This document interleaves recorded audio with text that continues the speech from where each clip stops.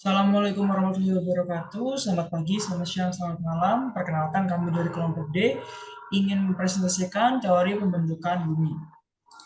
Dan ini adalah kelompok kami. Yang pertama ada Anzal Nagi Vera, yang kedua ada Arini Febrianti, yang ketiga ada Severinda Virtuales Mantias, yang keempat ada Taufik Ismail Surya, dan yang terakhir adalah Muhammad Nafal Bayu Saputra.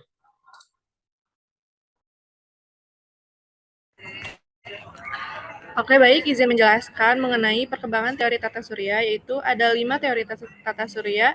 Yang pertama, teori bintang kembar yang dikemukakan oleh Raymond Arthur pada tahun 1930 dan dikembangkan oleh Frank Hoylet pada tahun 1956. Pada teori ini, tata surya terbentuk dari dua bintang besar yang kembar. Jadi, pecahan-pecahan dari bintang yang meledak ini kemudian membentuk planet-planet termasuk bumi.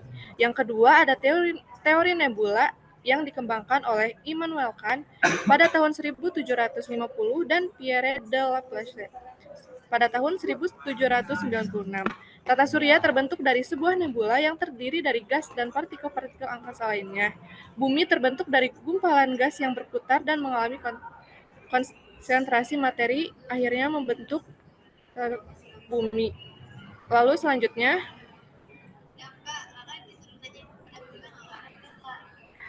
yaitu teori pasang surut yang dikemukakan oleh ahli James Jeans dan Harold, yaitu bumi terbentuk dari proses interaksi gravitasi antara bintang besar dan matahari yang menyebabkan terbentuknya material yang kemudian membentuk planet. Kemudian ada teori Big Bang yang paling terkenal, yaitu dari George Lemaitre pada tahun 1920. Jadi alam semesta terbentuk dari ledakan besar yang terjadi sekitar 13,7 miliar tahun yang lalu. Selanjutnya ada teori planetesimal yang dikemukakan oleh Forrest Ray Moulton and Thomas C. Chamberlain pada tahun 1900, yaitu bumi terbentuk dari benda-benda padat kecil yang mengambang di angkasa dan berkumpul menjadi besar, akhirnya membentuk planet.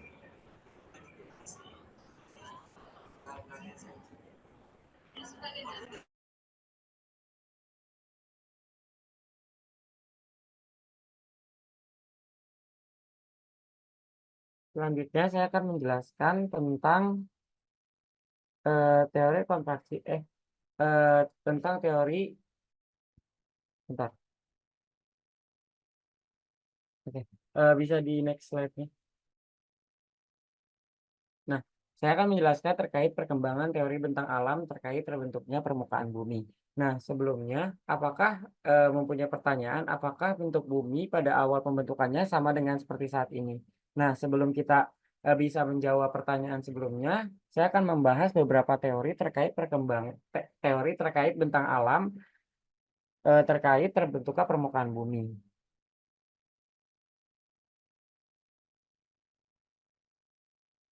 Yang pertama ada teori kontraksi. Nah, teori kontraksi dikemukakan oleh Rein dan kemudian dikembangkan oleh James Dana dan Elie.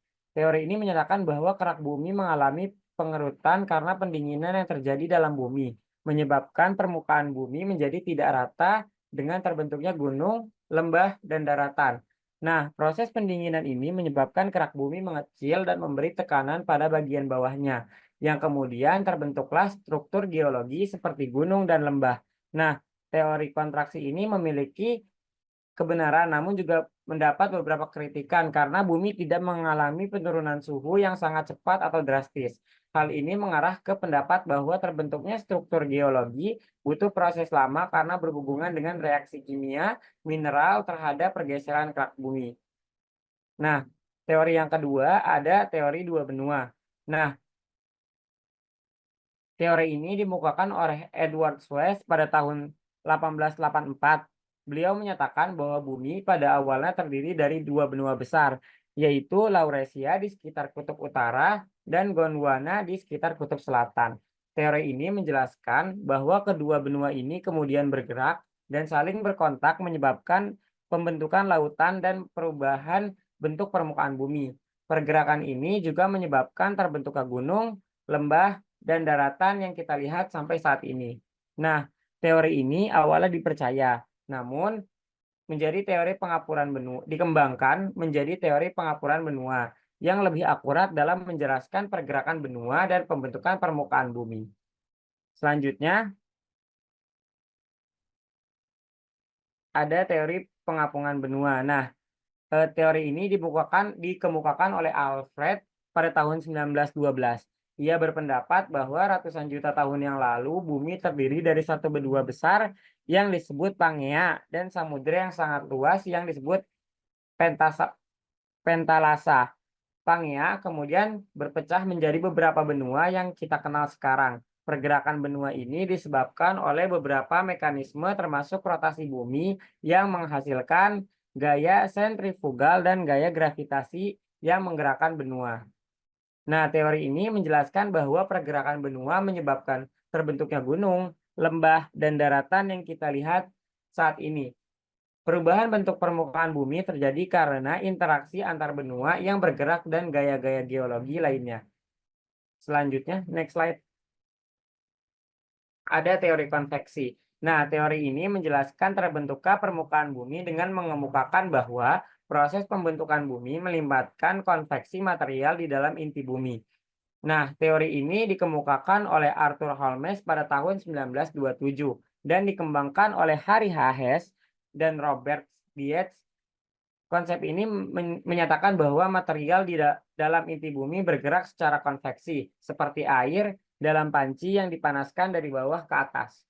Nah, proses ini dimulai dengan akresi, yaitu penambahan material ke dalam inti bumi. Material ini kemudian dipanaskan oleh energi radiasi dan gaya gravitasi, menyebabkan material di dalam inti bumi menjadi panas dan bergerak ke atas melalui konveksi. Suhu tinggi di inti bumi menyebabkan besi mencair dan membentuk inti besi yang cair.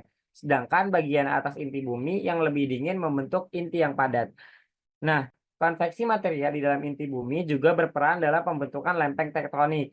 Lempeng-lempeng tektonik ini bergerak karena pergerakan konveksi, menyebabkan perubahan bentuk permukaan bumi seperti terbentuk gunung, lembah, dan daratan. Yang terakhir, ada teori lempeng tektonik. Nah, teori ini menjelaskan terbentuknya permukaan bumi dengan mengemukakan bahwa bumi terdiri dari lapisan-lapisan batuan yang bergerak secara terus-menerus. Nah, teori lempeng tektonik menjelaskan bahwa lapisan batuan paling atas bumi disebut litosfer, terbagi menjadi lempeng-lempeng tektonik yang bergerak. Lempeng-lempeng tektonik ini saling bergerak, baik mendekat atau menjauhi satu sama lain. Pergerakan ini menyebabkan beberapa fenomena geologi seperti gempa bumi, pembentukan gunung, palung, samudra, dan lain-lain. Nah, interaksi antar lempeng-lempeng ini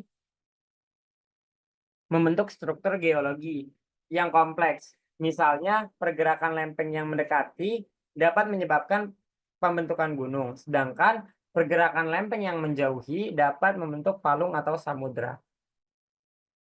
Nah, pergerakan lempeng tektonik secara langsung mempengaruhi tinggi rendahnya permukaan bumi, sehingga membentuk bentuk permukaan yang dinamis. Contohnya, Indonesia terletak pada pertemuan 3 lempeng tektonik besar yang membuat daerah tersebut rawan terjadi gempa bumi. Next.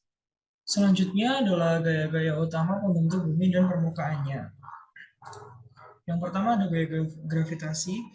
Pembentukan gaya gravitasi adalah kekuatan utama yang menarik partikel-partikel debu, gas, dan kosmik untuk membentuk gumpalan yang semakin besar hingga akhirnya menjadi planet bumi. Gravitasi menjaga atmosfer tetap menempel pada bumi, mempengaruhi bentuk bulat bumi, dan menyebabkan objek jatuh ke bawah. Yang selanjutnya adalah gaya tektonik. Setelah bumi terbentuk, interiornya yang panas menyebabkan pergerakan lempeng tektonik. Pergerakan ini mendorong benua-benua terpisah dan bertabrakan, membentuk pegunungan, lembah, dan cekungan samudra. Gempa bumi, letusan gunung berapi, dan pembentukan pegunungan adalah hasil dari aktivitas tektonik yang terus berlangsung. Yang selanjutnya adalah gaya vulkanisme. Selama tahap awal pembentukan bumi, vulkanisme sangatlah aktif. Letusan gunung berapi mengeluarkan lava dan gas yang membentuk kerak bumi. Vulkanisme masih terjadi hingga kini, membentuk pulau-pulau baru, dataran tinggi vulkanik, dan deposit mineral yang berharga. Dan selanjutnya sendiri adalah gaya erosi. Erosi adalah air, angin, dan es secara perlahan mengikis permukaan bumi, membentuk lembah, ngarai, dan daratan. Proses erosi terus berlangsung mengubah bentang alam secara bertahap. Dan yang terakhir adalah gaya pelapukan. Pelapukan adalah proses pemecahan batuan menjadi partikel yang lebih kecil oleh faktor fisik, kimia, dan biologis.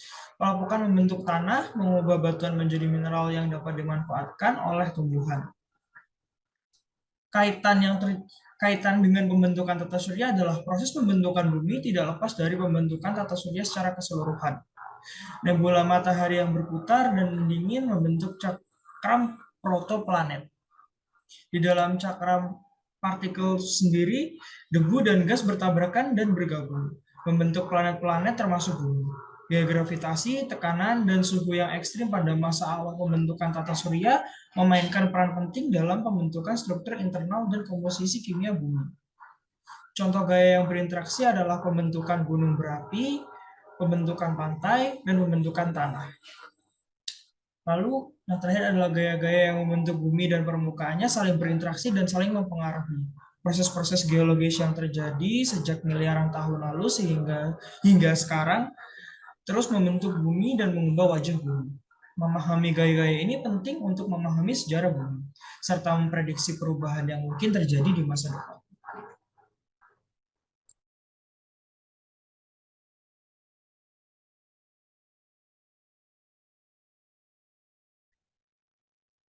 Meskipun berbagai benda langit memiliki komposisi yang berbeda-beda, terdapat beberapa unsur yang menjadi bahan baku utama dalam pembentukannya termasuk bumi. Unsur-unsur ini termasuk melalui proses-proses kosmik yang terjadi sejak awal pembentukan alam semesta. Unsur-unsur utama yang pertama yaitu hidrogen, unsur yang paling melimpah di alam semesta dan juga merupakan komponen utama bintang-bintang termasuk matahari. Di bumi, hidrogen ditemukan dalam bentuk senyawa seperti air, H2O. Yang kedua, helium, unsur ringan kedua setelah hidrogen, diproduksi dalam jumlah besar di dalam bintang melalui proses fusi nuklir. Yang ketiga, oksigen, unsur paling melimpah di kerak bumi, biasanya bergabung dengan unsur lain membentuk senyawa seperti silika atau SiO2, yang merupakan komponen utama batuan. Yang keempat, silikon. Bersama dengan oksigen, pembentuk silika yang menjadi rangka utama batuan di kerak bumi. Yang keempat, besi. Unsur yang sangat melimpah di inti bumi juga ditemukan dalam meteorit yang dipercaya merupakan sisa-sisa pembentukan tata surya. Dan selanjutnya magnesium, unsur penting dalam pembentukan air mineral dan batuan. Lalu aluminium, unsur ringan dan kuat, banyak ditemukan dalam mineral, tanah liat, dan batuan beku. Dan kalsium, yaitu unsur penting dalam pembentukan kerang, tulang, dan batuan seperti kapur. Lalu natrium, yang terdapat dalam garam dan banyak mineral lainnya. Dan yang terakhir kalium, yaitu berperan penting dalam proses geologi dan biologis.